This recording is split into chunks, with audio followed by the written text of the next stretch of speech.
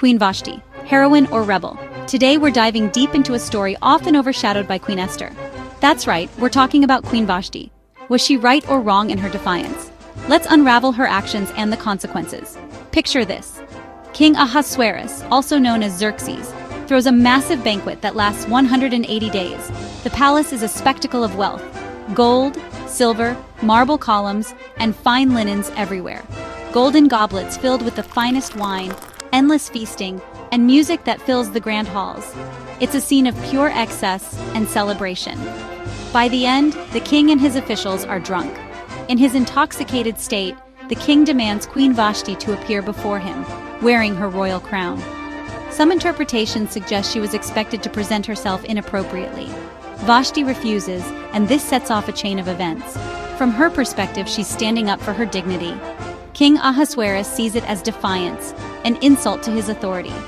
Enter Memucan, one of the king's advisors.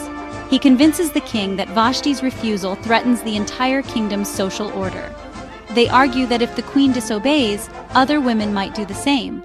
They advise the king to banish Vashti and find a new queen. King Ahasuerus, swayed by his advisors and still under the influence of alcohol, acts hastily. According to some historical sources, Vashti wasn't just banished but executed. The Bible is silent on this, but it adds a tragic layer if true. The king later regrets his decision, but it's too late. His officials had already enforced the decree, and Vashti was gone. The same advisors who pushed for her removal went back to their families, leaving the king to deal with the aftermath alone. Here's where the debate begins. Was Vashti right to refuse? From a moral and cultural standpoint, many argue she protected her dignity. It was against Persian custom for royal women to be publicly displayed. Was she wrong to disobey the king? Others argue that she had a duty to obey her husband and king. After Vashti's removal, a search for a new queen led to Esther's rise. But Vashti's story teaches an important lesson. Standing up for your values can come at a cost.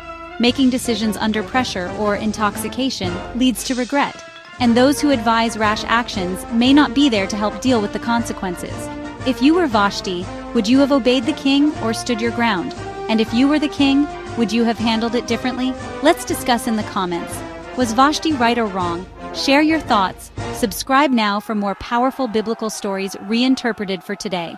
New videos every week.